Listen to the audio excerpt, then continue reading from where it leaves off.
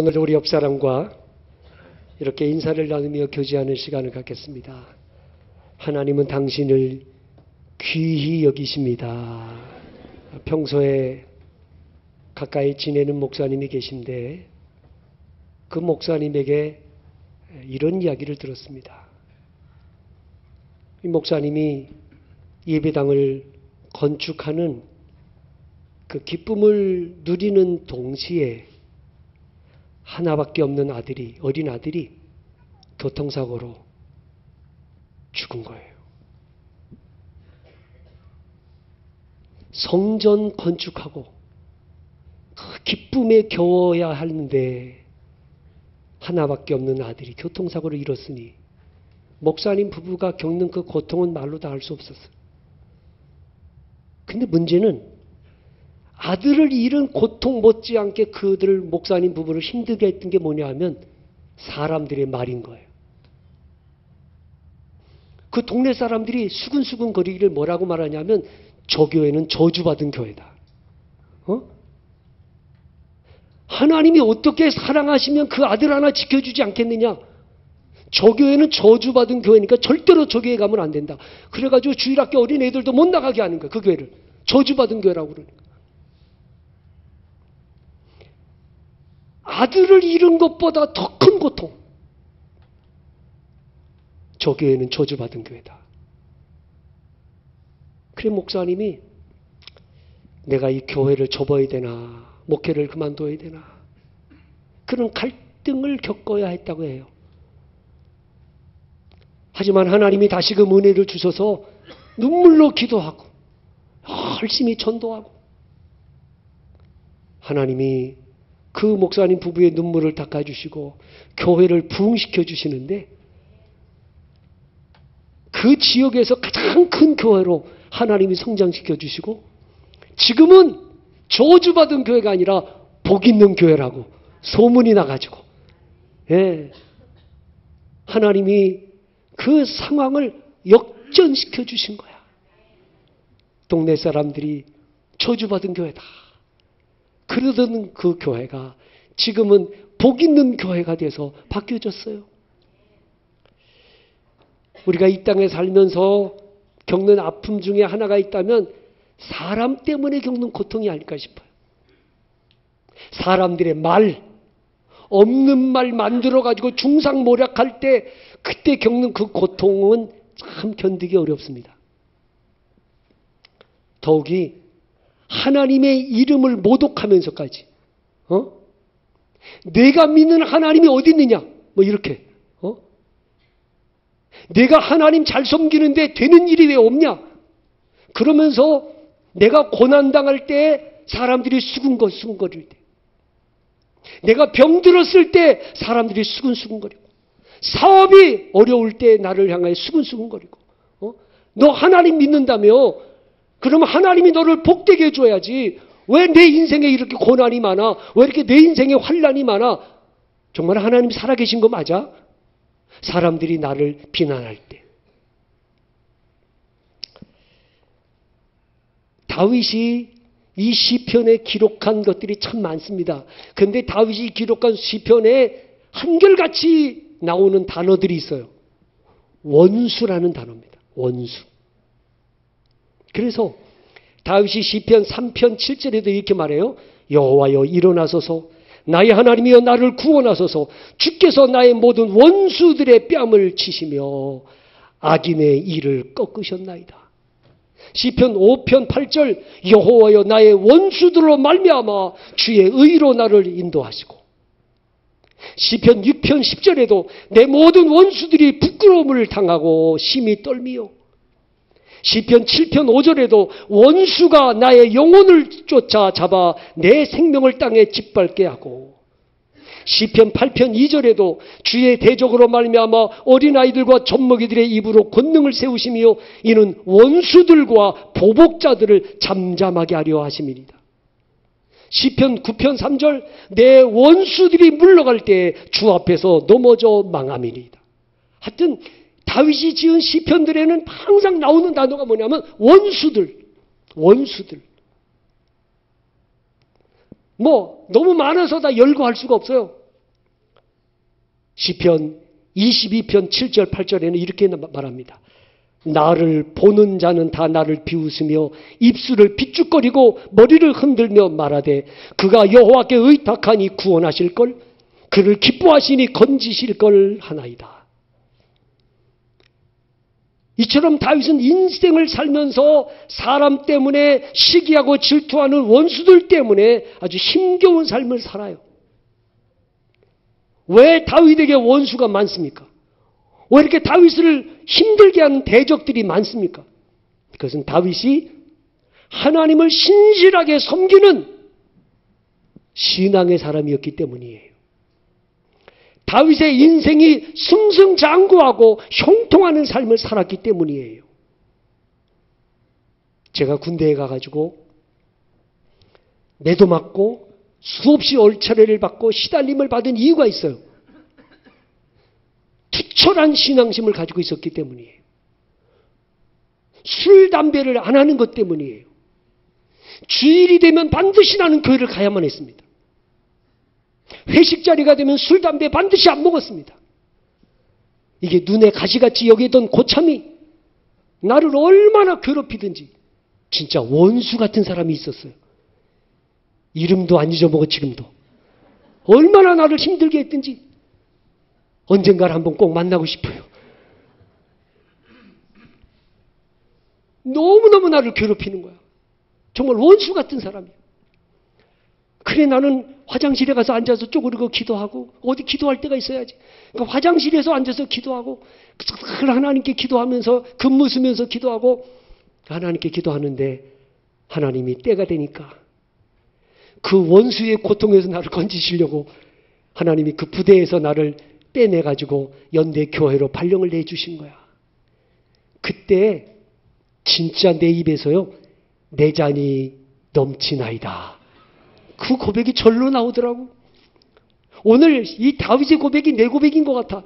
주께서 원수의 목전에서 내게 상을 베푸시고 기름으로 내 머리에 부으셨으니 내 잔이 넘치나이다. 당시 중동 지방에서는 며칠 동안 계속 잔치를 열기도 하고 밤새도록 잔치를 열기도 해요.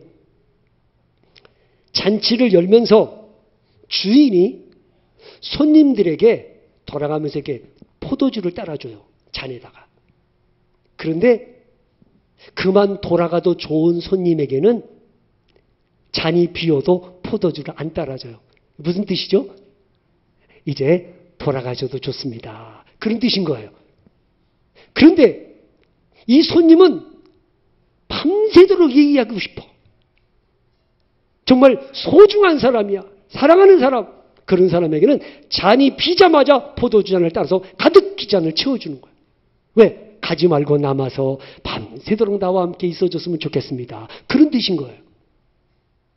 그래서 이 잔을 채워준다는 것은 다른 말로 말하면 나를 VIP로 여겨준다는 거지. 네, 극진히. 오늘 다윗이 고백하기를 주께서 원수의 목전에서 내게 상을 차려주시고 기름으로 내 머리에 부으셨으니 내 잔이 넘치나이다. 이 말은 하나님이 나를 VIP로 아주 소중하고 극진한 사람으로 나를 대우해 주셨음에 대해 감사드리는 고백인 거예요.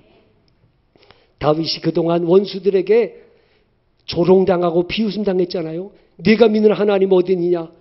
하나님, 내가 하나님을 의뢰하니 하나님이 너를 구원하실 걸 이러면서 조롱받았던 다윗인데 묵묵히 하나님께 기도했더니 하나님께서 때가 되니 원수들이 보는 앞에서 만찬을 베풀어 주시고 다윗에게 기름을 부어 다윗을 향하여 이는 내 사랑하는 자요 내 기뻐하는 자라 라고 하나님이 공표하여 주셔서 다윗을 높여주신 거예요.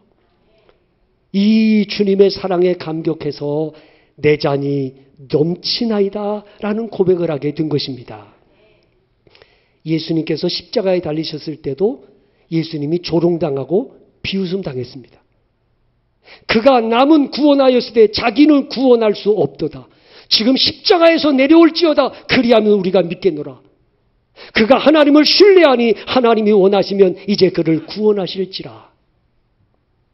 하지만 주님은 일절 대꾸하지 않았습니다. 그들을 욕하지도 원망하지도 않았습니다. 주님은 도리어 그들을 용서하는 기도를 드리지 않습니까? 어찌 보면 하나님께 버림목 같고 메시아로서 실패자인 것 같이 보일 수 있습니다. 하지만 성경은 이렇게 기록하고 있습니다. 빌립보서 2장 8절로 11절에 사람으로의 모양으로 나타나사 자기를 낮추시고 죽기까지 복종하셨으니 곧 십자가에 죽으심이라.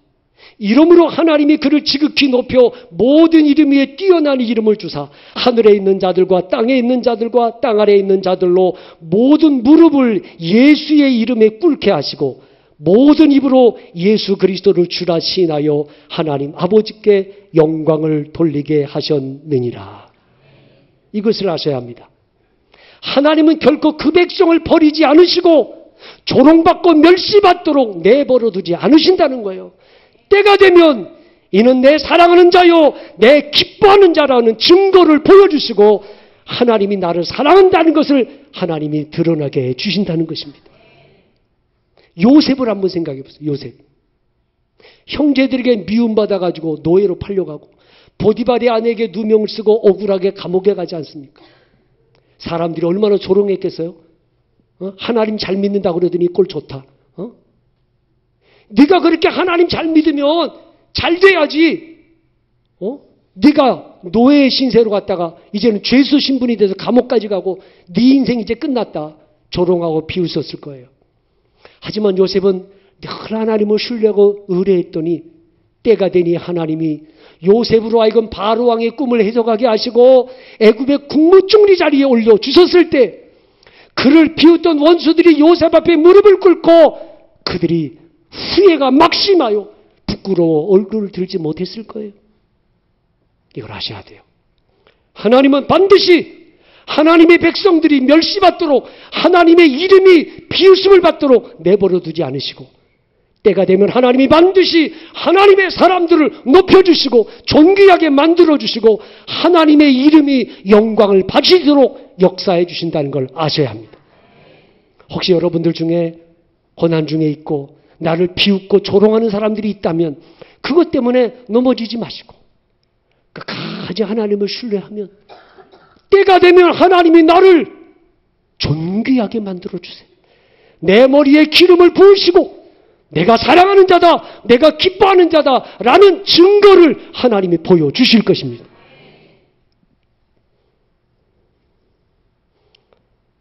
여러분 세상을 살다 보면 우리가 이런저런 고난 당할 때가 참 많아요.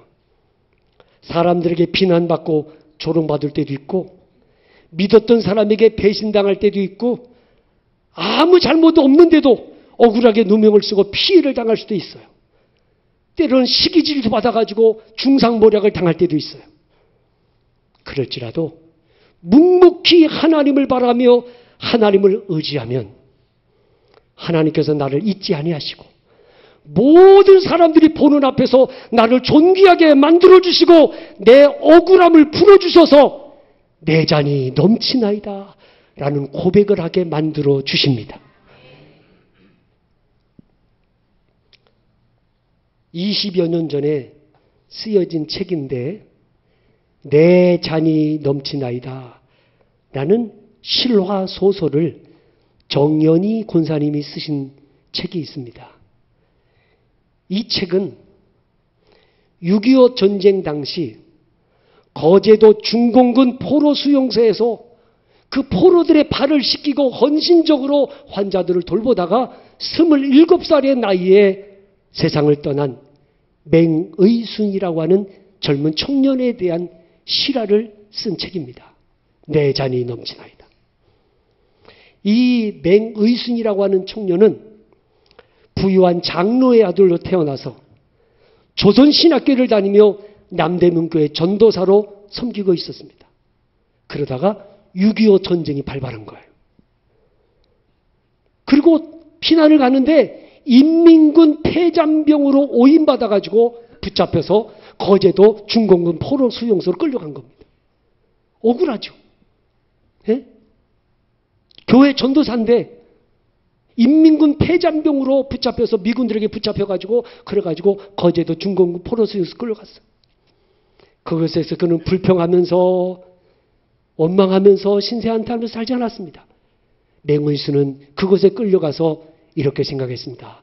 하나님이 내가 이곳에 필요하니까 나를 보내셨겠구나. 내가 이곳에서 하나님의 사랑을 전하는 사람이 되자 결심을 하고, 그리고 그 중공군 포로들, 환자들, 그들을 사랑으로 돌보고 헌신적으로 그들을 돌보다가 27살의 나이에 과로로 쓰러져서 하나님의 부름을 받게 됩니다. 그는 마지막 그가 죽기 전에 한 말이 뭐냐 하면 내 잔이 넘치나이다 라는 말입니다. 맹우준 씨가 쓰러져 죽었을 때 그곳에 있던 중공군 포로 환자들이 일제히 맹의순 씨를 향한 추모의 글을 올렸습니다. 그 추모 글이 이 내 잔이 넘치나이다라는 책에 그대로 실렸어요. 그 중공군 포로들이 쓴 추모글이 이렇습니다. 평화의 왕자, 화평의 사도, 인애의 왕, 우리에게 사랑의 주인이셨던 맹의순 선생이 가시다니 오늘 밤 귀교회에서 우리의 위로자였고 사랑과 존경의 표적이었던 맹선생의 추도 예배를 드린다기에 우리 모든 사람의 뜻을 모아 서둘러서 이 글을 드립니다. 선생은 새벽 1시, 2시면 늘 병동에 오셨습니다.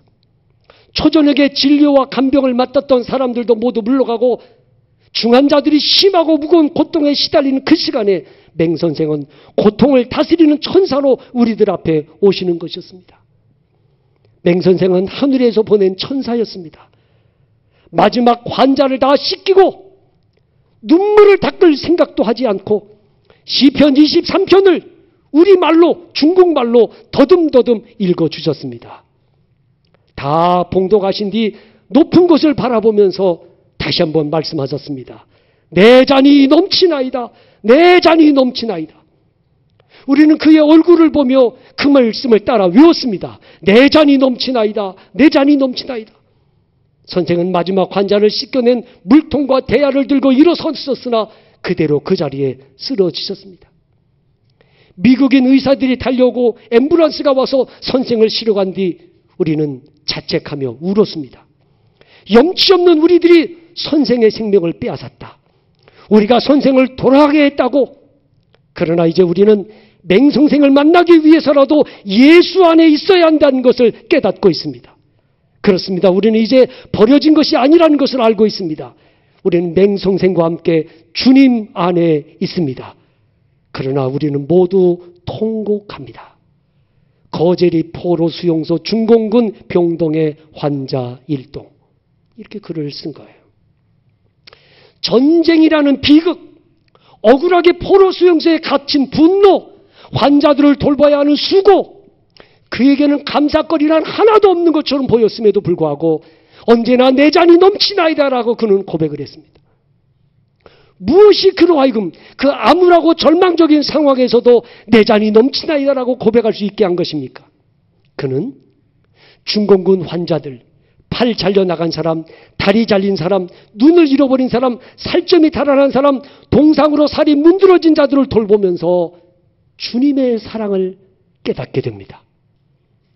이들은 육체적으로 병든 자들이지만 나는 영적인 문둥병자요, 영적인 소경이요, 영적인 불구자인데 그런 나를 주님이 사랑하셔서 내 대신 죗값을 지불해 주시고 십자가에서 나를 구원해 주신 그 사랑을 어찌 갚을 수 있겠는가? 이 분에 넘치는 주님의 사랑을 깨달은 그는 내 잔이 넘치나이다라고 고백을 하며 살게 된 것입니다. 사랑하는 여러분, 주님의 십자가 사랑에 감격해서 내 잔이 넘치나이다 라고 하루하루 고백 속에 살아갈 수 있기를 바랍니다. 지금은 고난 중에 있지만, 지금은 어려움 속에 있지만, 그럼에도 나를 향한 주님의 사랑에 감격해서 내 잔이 넘치나이다. 오늘 이 낮 시간에 나온 여러분, 때로 내가 비난을 받고 나를 욕하는 사람, 나를 비방하는 사람들, 나를 향해 수근수근거리는 사람들이 있을지라도 그것 때문에 낙심하지 마시고 늘 주님을 바라보며 주님을 의지하면 때가 되면 주님이 나를 존귀하게 만들어 주시고 나를 높여 주셔서 나 때문에 하나님의 이름이 영광을 받으시도록 반드시 나를 붙들어 써 주실 것입니다. 그러나 지금 때로 몸이 병들고 삶이 피폐하고 말할 수 없는 고난 중에 있을지라도 주님의 그 십자가 사랑을 묵상하면서 하루하루 내 잔이 넘치나이다. 이 감사의 고백을 하면서 12월 한 달을 잘 마무리하는 삶이 되시기를 주님의 이름으로 축원합니다. 기도하겠습니다.